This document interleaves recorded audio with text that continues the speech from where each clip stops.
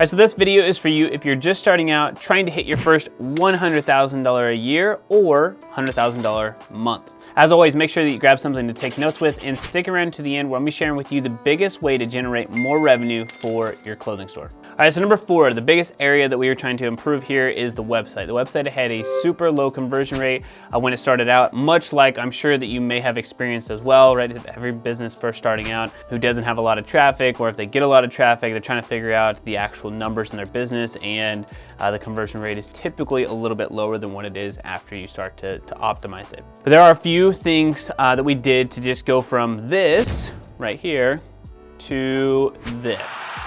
So we made sure that every product had a high quality image, had a good product description. There wasn't any product descriptions at all before this. There was literally just like, this is the product, buy it. And there was a couple of images that were on a white background, which was good. It was nice and clean, but that was it.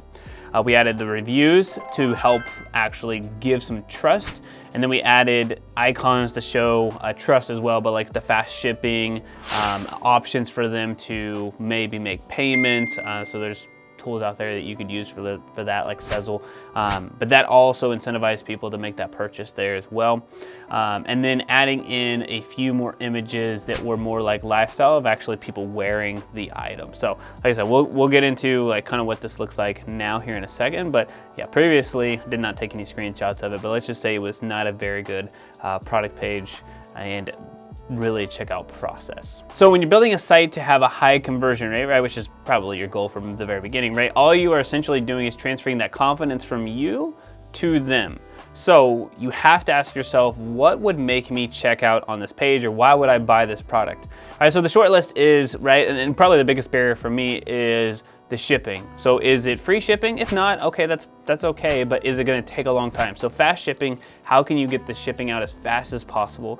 A fast loading time on your website. This does help a lot. I think people put a lot of precedence on this. I don't think it matters as much. I'd rather have fast shipping or free shipping versus a site that loads maybe, you know, half a second or 1 second faster. So take that as with a grain of salt there. Social proof, absolutely needed, right? I do not want to be the first person to try out this product and then find out I got duped or it just got, you know, taken advantage of. So make sure there's social proof to really add the confidence.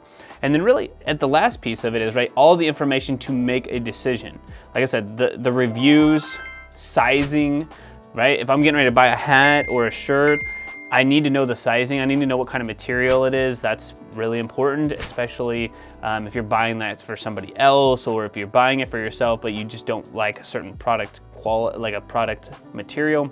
And then at the end of the day, it has to be a good product. Just trying to run ads or market to a really bad product is probably not gonna work. Actually, most of the time it's not gonna work. You could probably do all these things and have bad products. Shouldn't tell you this. Probably have a mediocre to bad product and do all of these things, and you probably will generate a couple of sales, but it's more beneficial to have a great product. All right, before we cover organic content, I just wanted to say howdy. My name is Aaron. I'm one of the co-founders here at Bit Branding, and we are an e-commerce growth agency that specializes in helping clothing stores grow and scale profitably online. Now, if you are a clothing store and you want to continue to get updates on how to grow your business, make sure you hit that subscribe button. We put out new content every single week.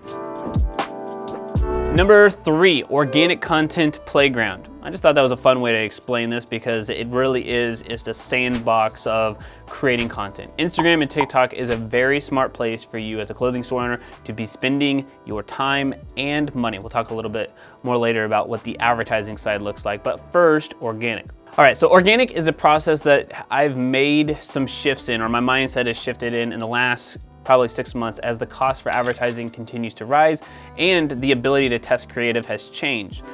With advertising costs going up and using that advertising dollars to test the creative and it costing more money, right? There's gotta be a better way. So the approach that we have been doing is using our organic content to test trends and use the content that will almost always give us better results, right? So we create that content on organic, give advice there, continue to create better organic content, and then put dollars behind it. It seems logical, but before we weren't doing that as much. It's like create this content, let ads decide, pick a winner from there, and then scale. But Now it's a little bit more conducive for us to create the content first, test it out, find the winners, run those as ads, and then we don't really have to go back through the testing process as much. Or if we have 3 winners, then Facebook or TikTok or whomever will pick the best of those. For example, we had one particular Instagram post that had 4 times better results as far as engagement and comments and likes or whatever. So we decided to not only skip our typical testing phase, but to put $100 a day behind it and to see what came about, right? We decided to test it for 3 days and see what happened. So for this particular brand, our goal is to double our money, right? So it needed at least a 2x to make money or break even, because we know that we'll make it up in a few other areas that I'll cover later on in the video. But at the time of this recording, it is doing really great. This ad strategy is doing really well, and double the return on ad spend of our normal ads, and the cost per acquisition is half. So for example, if it was 10, it's now 5 on this ad, or if it was 30, it's now 15. It's just mind-blowing how, I don't know, straightforward, how easy it actually was to double the return on ad spend and cut the acquisition cost in half. So like I said, I think it's a very nice approach to take. It may not be scalable. I don't know yet. We're only spending $100 per day, but for a lot of you guys out there, $100 a day to get a return on that could turn this into a very sizable business. So make sure you're testing content organically and then using those winning posts, like I mentioned, to run ads, which will take us directly into number 2, which is advertising. If you've been on this channel before, you know that we love ads, and to this day, we still believe this is the fastest and most effective way to grow your brand outside of great word of mouth, organic side of things. So this is like a fire, or gasoline to that fire rather. So for this brand specifically, we have a few campaigns set up. One of them is our go-to broad targeting with dynamic creative ads. And I'll show you guys a quick setup for that here in a second. But if you want a complete breakdown of ads, you'll have to go check out this video over here where we go literally step by step. Now, the other ads I wanted to share with you is what a lot of people do as a boosted post, right? The one I mentioned earlier, but I wanted to give it a little bit more control. So I created it inside of Ads Manager, and let's go ahead and jump over there to check that out. Oh, before I go into that though, I just wanted to offer you guys a chance while spots are available to schedule a free strategy call. We'll give you an action plan to take your clothing store to that next level, sharing the secrets that we have found out from growing 6, 7, and 8-figure clothing stores, and that you can literally go and do right now. If you want to schedule that free strategy call, check out the link in the description down below. Spots are limited. Okay, so let's go ahead and jump into the ads.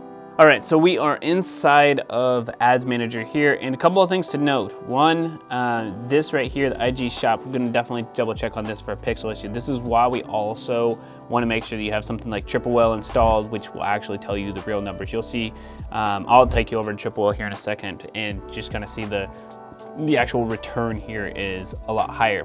So, and this is also one of those things where you need to check Shopify too, because the total product purchases, this was, for example, we set it up here, website purchases, drive conversions on the purchase, or purchases there, and then literally broad, 18 to 45, all languages, manual placements for everything except for audience network. But the ad, just one product. It was a product that was done through Instagram. Tracking is on. We have the UTM data here from inside of Triple Whale, and that's where we're getting the actual numbers. Facebook's not showing that. I'm actually gonna try to rebuild it today just because the numbers inside of Facebook are probably off by a couple 100% as far as like total return, but this is the setup. And then what you would do, right, is if you wanted to, you could just duplicate this, quick duplicate, and then go back to Instagram, grab the same post ID, and add in a second one here. If it's starting to do really well, then you can actually scale it. For example, like I said, this is above average, average, so the ad's doing really well. Cost per result says it's high, it's actually not that high. We're actually getting a pretty decent return from this. So, like I said, that's one of the downfalls of just trusting numbers inside of Facebook. Usually it's only off by maybe 30% or so. This is off by quite a bit. I'm wondering if it's just because the checkouts are happening on specifically Instagram. I do not know. The second thing though is we have a Shopify product catalog. We have a lookalike of purchase and add to cart this month, and may turn off the add to cart. The purchase is much lower here, and it's getting a decent amount of the budget. Let's look at the last 7 days here. So yeah, it's still continuing to do better. So my guess is we should probably turn that off. I'll do that literally live right here with you. Turn that one off. Let's look at the last 30 days, make sure that it's still an answer we want. Yes. So costs are going up, definitely, as we get closer to the end of the holiday season. This is kind of like, as we're recording this, you may be watching this in the new year, but this was like just a couple of days before Christmas, and so not very many purchases happening anymore. So the cost is going to go up for the next couple of days before after Christmas. So this cost went up, but still significantly different here between the two of them, and we'll likely put in another ad campaign or ad set inside of there. All right, so the biggest one though here is the DCT, so dynamic creative ads that we have.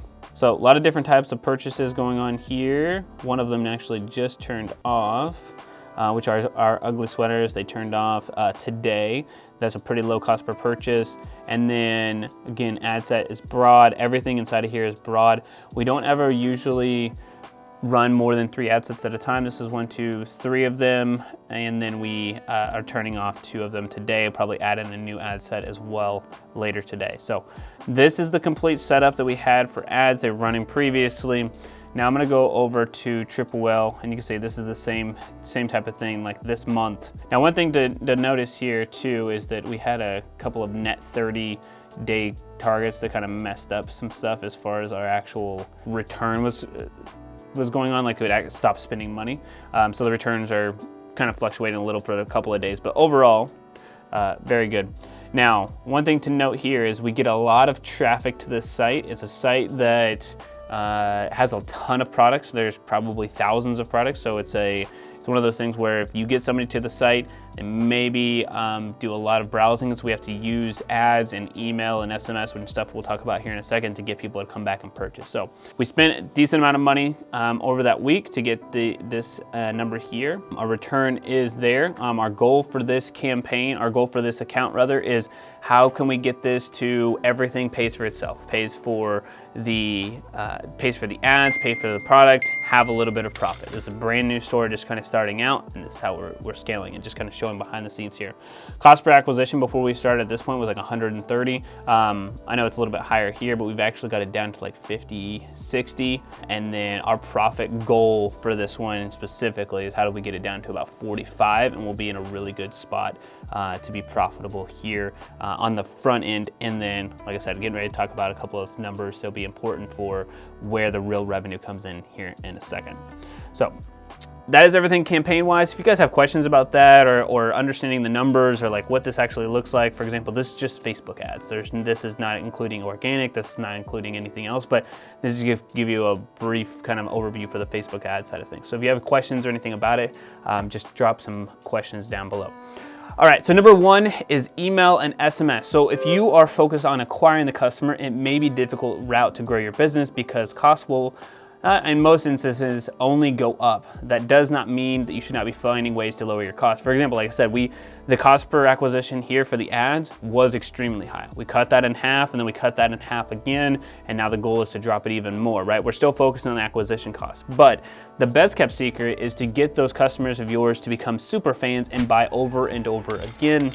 And that is where the money is made, right? So we do this with email and SMS. There's other ways out there. We actually have a whole other kind of conversation about using postcards and other ways to grow them as the retention as well, but email and SMS for this specific business is what we're doing.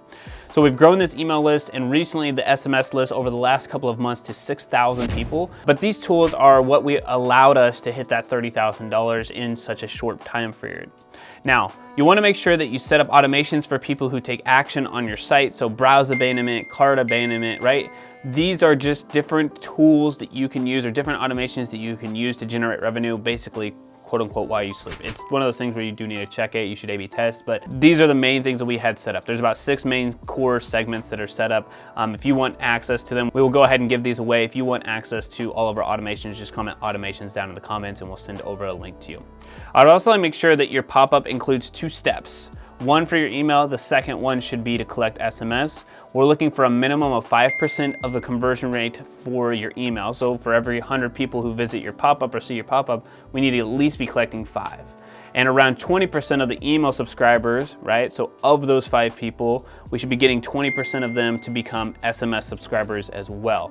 All right, so it really is about numbers. It is the amount of traffic that you send to the site, the amount of people who purchase, but then the percentage of people you can collect data from for email and SMS. So our suggestions are to send 2 to 3 emails per week if you have at least 1,000 people on your email list. If you do not have a list of that size, right, it's completely fine, right? 1 to 2 emails per week max, especially because you cannot segment that much and the engaged list is gonna be smaller as well. So if you're just starting out with SMS, 1 time per week is completely fine. And honestly, I wouldn't do too much more than that. You can really exhaust that list. You won't get as many unsubscribes, but you will not get as high of an action rate for people taking action whenever you do have something of value to say. Okay, now that you have a good understanding of how to acquire customers profitably, make sure that you hit that subscribe button and go watch this video on how to set up your Facebook ads step by step right here. All right, y'all, have a great rest of your day and we'll see you next time.